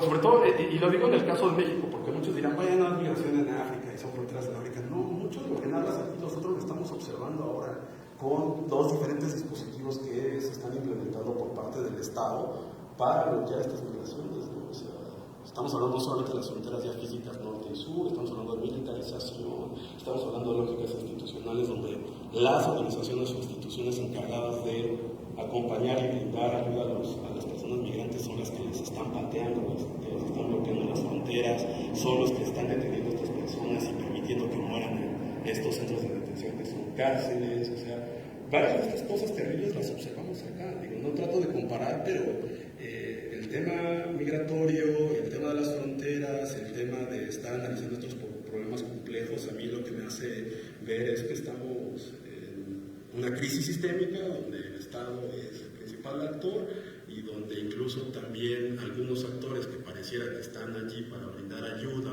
acompañamiento y demás, pues vemos que en realidad se trata de discursos, ¿no? Que por un lado, como lo han dicho Domenech sobre todo, ¿no? Tratan de presentarnos a la figura del migrante como una amenaza, ¿no? A la seguridad nacional. O sea, todo está también incrustado en el tema, en el tema de la seguridad de las naciones, ¿no? Y por el otro, pues tenemos a las agencias internacionales financiadas por estos países que nos dicen, no, hay una crisis humanitaria, hay que ayudar. Y entonces se vuelve como este círculo vicioso de discursos y acciones que se contradicen y que lo único que nos están mostrando es la muerte de estas personas en espacios fronterizos donde, pues tú lo dices, ¿no? Aquí, ¿no? O sea, donde podemos encontrar estos relatos cargados de silencios, ¿no? También porque además la realidad concreta habla de silencios. Y esto me parece que es algo que deja esperando aquí, así que invito a la lectura de este libro. Gracias. Gracias. Muchas gracias. Bueno, en primer lugar agradecer primero a Wilda Wester porque estoy acá gracias a una invitación del grupo Presente Colonial, que soy parte, y en realidad vine a trabajar toda la semana, pero quería aprovechar poder presentar el libro porque bueno, a Carlos tuve la oportunidad de conocerlo el año pasado, me invitó sin conocerme mucho a alguna actividad que se hizo en Buenos Aires y bueno, fuimos aprendiendo muchísimo, con lo cual agradezco la presencia y agradezco poder tener el contacto y seguir, y ojalá sigamos en contacto. Y agradezco mucho a Roxana Rodríguez porque no la conozco tanto, hace muy poco que nos conocimos virtualmente y lamento haberte conocido tan tarde porque ciertas lecturas, me dejaste ahí una pregunta sobre a qué me voy a dedicar a futuro, no la voy a responder ahora, pero sí, para este trabajo había leído algunas cosas y reconozco que me faltó leer mucho, en general y de Roxana, y las cosas que he leído últimamente, como se dice en Argentina, me partieron la cabeza, ¿no? Para pensar desde la frontera. Bueno, y en relación, bueno, por ahí estoy respondiendo medio desordenado, pero Carlos dijo algo interesante también en relación a, bueno, ¿por qué nos siguen enseñando en las materias metodológicas determinadas cosas? Y yo, en esa antropología on the road, intento proponer una metodología de trabajo para este tipo de investigaciones donde las personas que queremos entrevistar, las personas con las cuales queremos hablar para dar a conocer las problemáticas y demás, hoy están y mañana no se sabe si están, porque me ha pasado, digamos, de empezar una entrevista, porque nos enseñan metodología, o nos han enseñado que hay 3 momentos de entrevista donde uno se presenta, le explica al entrevistado o entrevistada cuál es el objetivo, después hace la entrevista, después le devuelve para ver qué se sigue preguntando. Y en este tipo de investigaciones es imposible. Pero hay que estar, digamos, atento, atenta a que la ruta es un momento, un espacio y un momento donde para determinadas personas, como las que tratamos de investigar aquí, es una oportunidad. Entonces, hoy están, mañana no están. Y también yo, hoy estaba y mañana no estaba en otro lado porque tenía una entrevista concertada en otra localidad y demás. Me parece que recorrer el trabajo desde esa propuesta de antropología on the road, que digo, ahí me la jugué porque era medio extraño y medio decir, bueno, estos momentos de entrevista o las cosas que me enseñan no me importan. Y un poco mi director de tesis me dijo, bueno, si estás seguro, métele para adelante. Entonces tuve ahí la confianza y el apoyo. Pero implica también indagar a partir de ciertas pistas, ¿no?, que uno tiene en el camino, atravesando fronteras, sobre a qué lugares ir, qué personas entrevistar. Ahí Carlos hizo referencia también a las organizaciones internacionales. Es muy fuerte ir a la OIM o a ACNUR en Niamey, que es la capital de Níger, o en Bamako, que es la capital de Mali, y estar 1 hora, 2 horas y nada, esperando afuera a que me den una información y nada. Volver al otro día, 1 hora, 2 horas, 3 horas, nada. Solo brindan estadísticas, y estadísticas sobre problemas que generan, digamos, los países del norte global que responden, ¿no?, estas organizaciones, y tomar la decisión, pero ahí ir recorriendo en la ruta de indagar y empezar a establecer contacto con las organizaciones que yo les llamo territoriales, ¿no? Esas organizaciones que están en el desierto del Sahara, que están en el mar Mediterráneo, que en el sur de Italia, en Sicilia, están atendiendo a migrantes para enseñar el idioma, el italiano, para darle una comida, para darle una ducha de agua caliente, ropa, que los hijos vayan a la escuela, etcétera, etcétera.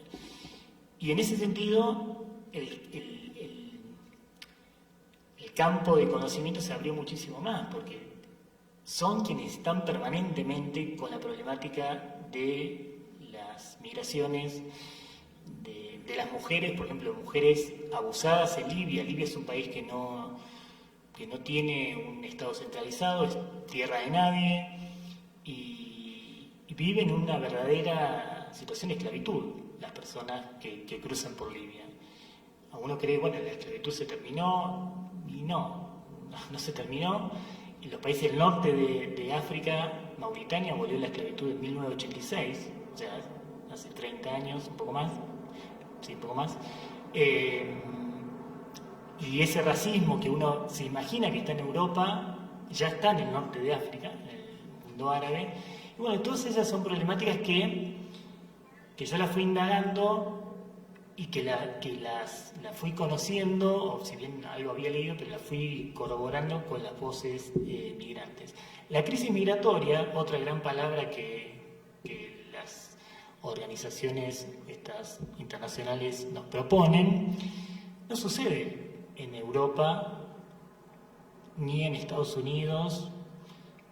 Suceden en Níger, en Mali, donde convergen personas que se están desplazando hacia el norte, horizontalmente o verticalmente, personas deportadas de Argelia y Marruecos, que son los alumnos predilectos de la política migratoria europea, de quienes no fueron dejados que pasen, digamos, por Libia,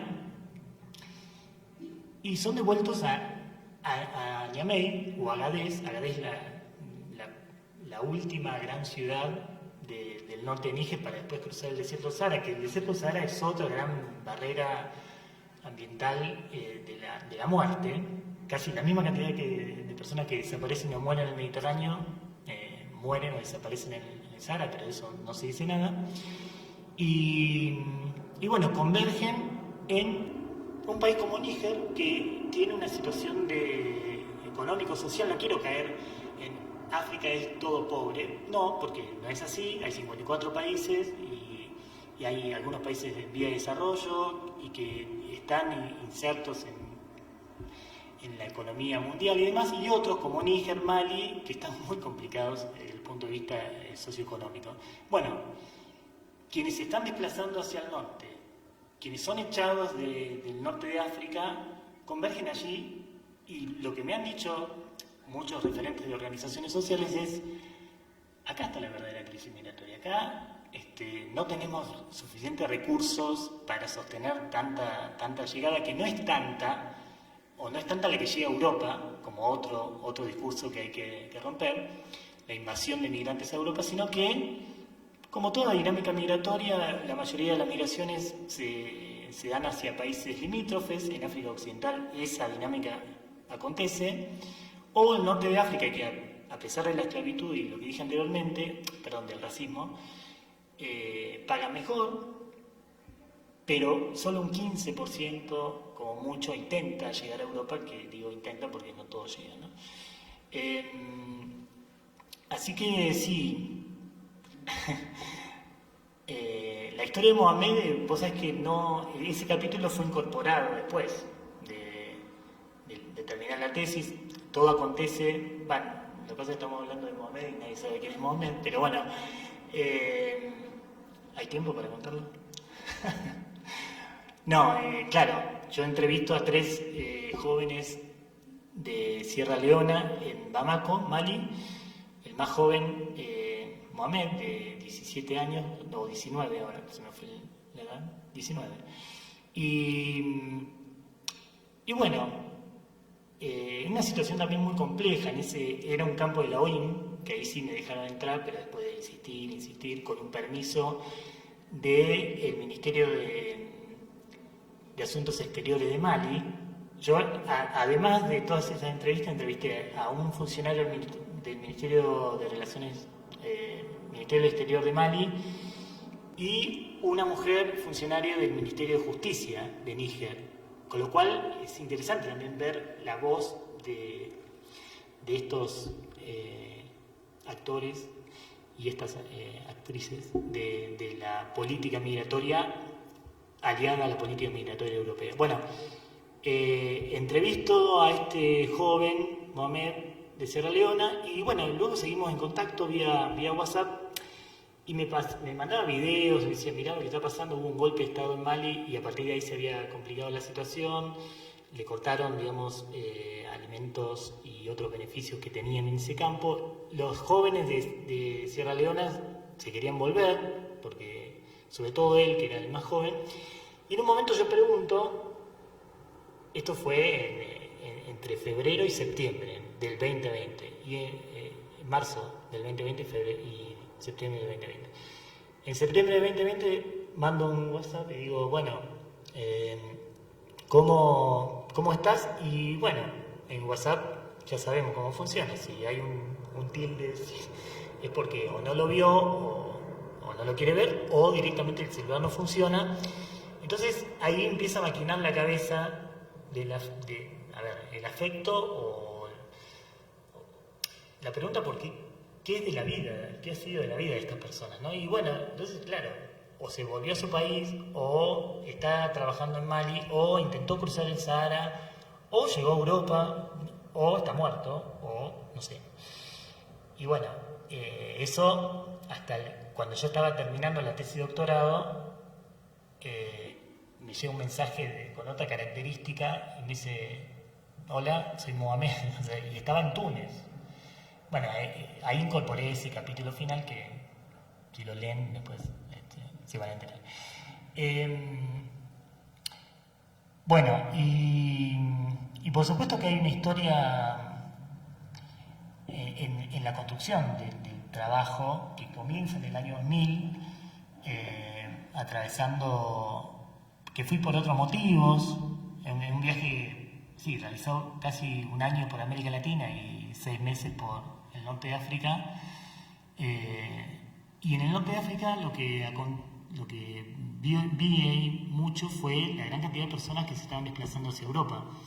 Entonces yo llego a Argentina y digo, bueno, me gustaría investigar este tema. Y pasaron muchos años para hacerlo. En el medio investigué otras movilidades forzosas de los jóvenes liberianos que se estaban escapando de un conflicto de guerra en Sierra Leona o Liberia en el año 2000, entre el 2000 y 2005, y que escondidos llegaban a los barcos que llegaban a la Argentina. O sea, pensaban que estaban yendo a Estados Unidos, Europa, se subían a un barco que no sabía dónde iban, en un espacio muy chiquito de un barco, y llegaban a la Argentina. Bueno, esa fue la investigación de grado y maestría, ¿no? Pero bueno, este era un sueño medio necropolítico, o necro,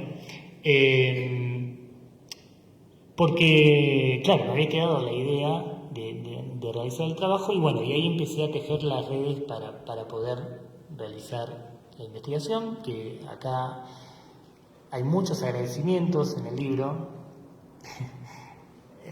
Por ahí quedó gente afuera, pero bueno.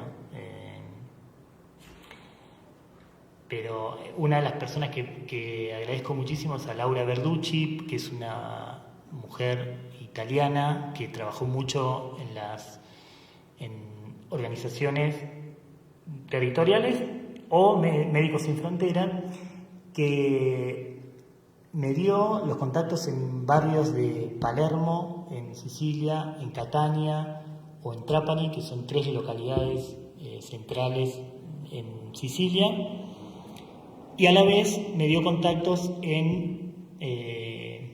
sobre todo en Mali y en Níger, para realizar entrevistas. Entonces, ir tejiendo todo ese armado metodológico, bueno, me permite, agradezco tu palabra, yo me siento muy halagado de decir de lo mejor que he leído, pero la primera presentación hay un amigo que ya está presente, pero yo dije que no creo que escriba algo mejor que esto, no porque sea el gran libro, pero acá dejé todo, digamos. Entonces, me encantó escribirlo, me encantó el pensamiento en la escritura. Esta idea de antropología de Ruth surgió a la mitad de la escritura, ni siquiera la tenía pensada, pero como tal, como concepto, incorporé ahí en el armado. Y bueno, veremos cómo sigue, respondiendo a tu pregunta. En términos de trabajo, me voy a venir para la ruta centroamericana con las personas provenientes de África Occidental que están atravesando, por lo que dijo Carlos, nuevos caminos, ¿no? Llegando a Brasil o a Ecuador y ahí emprender por tierra, cruzando el Darién o el Pacífico, digamos, atravesando de Colombia a Panamá por el Pacífico, con lo que ello implica. Y bueno, me tendrán por México en breve también. Y respondiendo a la necropolítica que nos cierra, y necrofrontera, bueno, necropolítica yo, lo tomo de Achille Mbembe, y algo que no dije todavía, pero también los discursos sobre estas temáticas imponen ciertos conceptos, como ya dijimos, crisis migratoria, esta invasión de migrantes. Y otra idea muy difundida es que los migrantes que llegan a Europa, o que quieren llegar a Europa, o que están viniendo para acá para llegar a Estados Unidos, se escapan de la guerra, de la persecución religiosa, de la persecución étnica, y no, o en todo caso, no es lo que predomina. Las personas se están yendo porque hay una política de extractivismo, de despojo, de tierras, y la mayoría de las personas que yo entrevisté, pero además la mayoría de las personas que están intentando llegar a Europa y demás, no se está yendo por los motivos que dije anteriormente, se está yendo por esto, porque están siendo echados de sus comunidades, empresas que se instalan para extractivismo de uranio en Níger, que es terrible. Yo llegué a Agadez, en el norte de Níger, y no pude seguir, en realidad no pude seguir porque era muy complicado, pero es muy complicado llegar a Arlit, que es una ciudad del norte de Níger, o Dirkou, porque ahí están los yacimientos de uranio y no permiten que muchos extranjeros vean, en este caso yo, que vean ese tipo de fenómenos. Eso me implicó transitar por esa ruta, estar demorado en una comisaría en un pueblo entre Niamey y Agadez, pagar un dinero extra para poder seguir, acompañado de guardias del ejército de Níger, y demás. Y vos, Carlos, justo que me hiciste la pregunta, pero mencionaste varias veces la palabra muerte, persecución, violencias, y esas son las necrofronteras de las cuales hago referencia. Son fronteras donde después discutimos de fronteras, pero las fronteras, por lo menos territoriales, donde Europa ya no las tiene en el mar Mediterráneo, además, sino que están en Níger, están en localidades como Agadez, en el norte de Níger, o en el norte del Mali, o en el sur de Argelia, o en Marruecos. Pero además, el espacio de CEDEAO, que es la Comunidad Económica de Estados de África Occidental, que son 15 países o 16, que tiene libre circulación del año 79, una ley que lo garantiza, y al día de hoy, en esta investigación, porque esa es otra, uno lee los libros y vas a la frontera y decís, a cruzar la frontera y encontrás que los jóvenes que están cruzando en los buses son demorados y no se suben más, que les piden dinero cuando salís de un país y entras al otro, pero dentro de la CEDEAO, ¿no? Y eso implica significa que muchas de las políticas migratorias europeas están presentes allí, haciendo más peligrosas las rutas, estos controles, ¿no? Frontex y otros dispositivos que se expandieron desde el 2001, como por lo que ya sabemos, ¿no? En las Torres Gemelas y lo que implicó en el orden global, y lo del 2015 con la crisis migratoria, el reforzamiento de controles migratorios que hizo que las rutas que se empleaban hasta fines del siglo XX y comienzo del siglo XXI, que era por España, vía Marruecos, bueno, se fueran corriendo y terminen confluyendo en ese embudo de la muerte que le llamo, que es Mali, Níger, Libia, y ahí implosiona, si es que pueden pasar, a Europa. Vuelvo a decir, Libia es tierra de nadie, donde los migrantes son destinatarios de todo tipo de violencia, y además que Europa, del 2018, yo estando en Italia, cerró los puertos a las personas, a los barcos de organizaciones sociales que rescataban a personas en el mar Mediterráneo. ¿Y a dónde los devolvían? ¿A dónde se devuelven a las personas que no los dejan entrar? ¿A los países de origen? No, lo devolvían al país de donde salió el barquito, la lancha precaria, que era Libia. Eso es la muerte. Esas son las políticas de la muerte, que la política migratoria está llevando adelante a partir de más controles fronterizos, más violencias o más militarización de las fronteras, incrementando aún más lo que yo denomino el naufragio de Europa. Europa naufraga en las aguas residuales del racismo, ¿sí? Por decir algo más o menos suave. Europa naufraga devolviendo a las personas al infierno que es Libia. Y la idea de, para ir cerrando, de cuerpo frontera, yo la recupero también, porque el migrante o la persona que emprende un tipo de trayectoria de este tipo ya en su propio país es frontera, porque tiene que ir, como me dijo la señora funcionaria del Ministerio de Justicia, que en Níger en el año 2015 se crea una ley que sanciona el transporte de migrantes. Y eso reconfiguró todo la problemática de las migraciones en la región, en Níger, y sobre todo en Níger, que fue el país que sacó esa ley, ¿no? ¿Qué significa eso? Que no había transportes seguros, con los cuales las personas se desplazaban anteriormente para cruzar a Libia o para cruzar a Argelia y demás. Y lo que me decía la funcionaria era: nosotros protegemos a los migrantes de la trata de personas y queremos que viajen de manera segura, etcétera, etcétera. Bueno, y recomendamos que vayan a las embajadas y soliciten una visa como cualquier persona. Bueno, hay 3 cupos para 10.000 personas. O sea, no es muy fácil para personas de determinados países obtener una visa. Para llegar a Europa tenés que demostrar muchas cuestiones, además de dinero. Y entonces esa ley que acompaña todo este proceso de necropolítica incrementó los peligros de estas rutas. Es decir, es muy loco pensar que a partir del 2018 ha disminuido la cantidad de llegadas de migrantes a Europa. Ahora se incrementó nuevamente, pero del 2018 al 2021.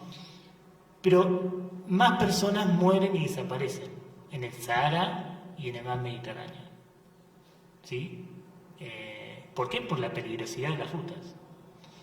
No se deja entrar, pero no es que la persona que quiere intentar dice: no me deja entrar, y yo me detengo y no. Sigo intentándolo, pero son más peligrosas las rutas.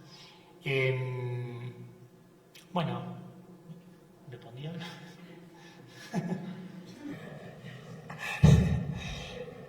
No, bueno, solo sí me gustaría saber sobre lo que te preguntaba, de los límites políticos. ¿Sí? Ah, claro, bueno, sí, esa está buena.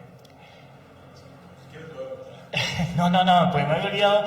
Yo cuando empecé a hablar de esta antropología de Ruth y lo que implica ser, bueno, ahí hay muchas cuestiones que hay cosas que no están contadas, ¿no? En la iglesia de Guadata, que es una iglesia que está en no, la iglesia de Garbado, que está en el barrio de Guadalajara, en Niamey. Ahí, bueno, las esperas de quienes investigamos estos temas, bueno, suelen ser bastante engorrosas, ¿no? Hay que esperar que poder establecer contacto, que te atienda la persona que está trabajando con migrantes, porque tiene un trabajo enorme, pero uno aprovecha el tiempo y observa, y lo que se observa allí es, bueno, hay cosas. Me tocó estar en esa iglesia y recibir, era una iglesia, digo, a cielo abierto, en patio, digamos, que ayudaba a migrantes que eran deportados de Libia o de Argelia y que literalmente estaban muertos de hambre, o que literalmente habían tenido problemas de nutrición y estaban descompuestos, digamos, y soportar esa carga. Lo que pasa es que el límite de contar eso, bueno, ahora lo estoy contando, ¿no? Bueno, no sé. No, hacer este tipo de investigaciones en este tipo de tránsito implica tener paciencia, implica atender a las situaciones que están viviendo las personas migrantes, atender a que si no quiere hablar en determinado momento, no se habla, entender que es muy difícil establecer diálogo, y lo cuento, con las mujeres migrantes, porque hay una cuestión que es muy clara en cuanto al contacto, hombre, blanco, y con una regularidad en el tránsito muy compleja, ¿no? Regularidad en el tránsito es cuánto estoy presente en las rutas, cuánto estoy presente en el centro de detención o en una iglesia que ayuda a migrantes, o los migrantes mismos, o las migrantes mismas que van y vienen. Y me parece que el desafío ahí, ético, político, es mostrar esto. Así como me gustó mucho escribir el libro, era el libro que decidí escribir durante muchos años, es como que no quiero volver más allí. Bueno, igual hablaré por acá, ¿no? Por el Darién y demás, que no creo que sea algo muy sencillo, pero eso, me parece que respetar justamente estos testimonios, de hablar con las organizaciones territoriales que se sentían querían contar, querían hablar. Los migrantes querían hablar, las organizaciones que trabajan con migrantes en el Sahara querían difundir, porque en el Sahara no se sabe nada. Y ahí me parece que un objetivo cumplido y, si se quiere, una satisfacción es haber difundido esa problemática que, bueno, la leerán 3, 10, 100, ojalá que más, pero bueno, eso fue un intento de también, quizás suena descriptivo, mostrar algo que no se conoce, bueno, pero fue construido así, ¿no? Bueno, eso. ¿Alguna pregunta? No sé si coordinamos. Un aplauso para...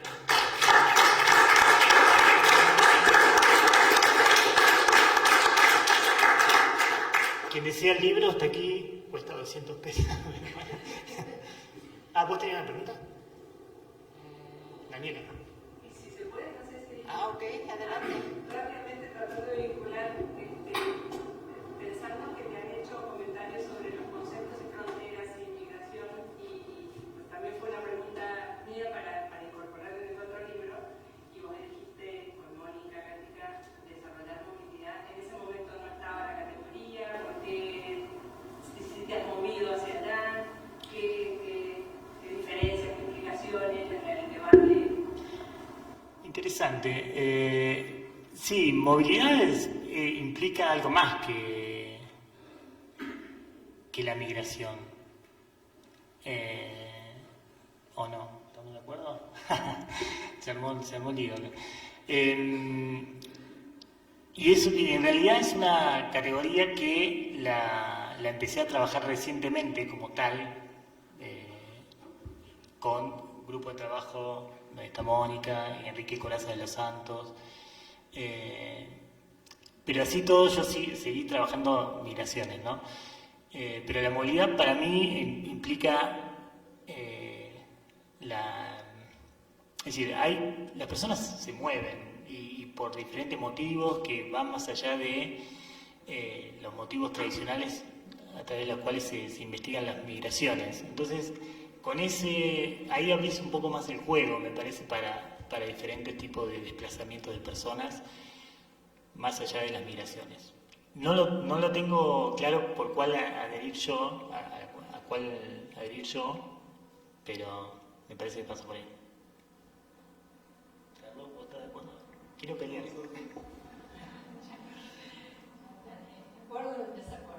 Bueno, vamos a dar cierre a este evento. Quiero agradecer de manera muy particular a Napoleón Serrano, que está aquí presente y nos acompaña, por haber colaborado con nosotros para armar este evento aquí en el plantel del Valle. Quiero agradecer a la Coordinación de Comunicación por haber transmitido y tener posteriormente la grabación para que sea consultada y difundida.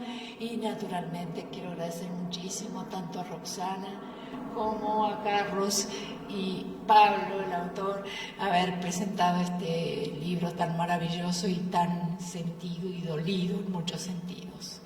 Bueno, pues aquí damos por terminada esta sesión.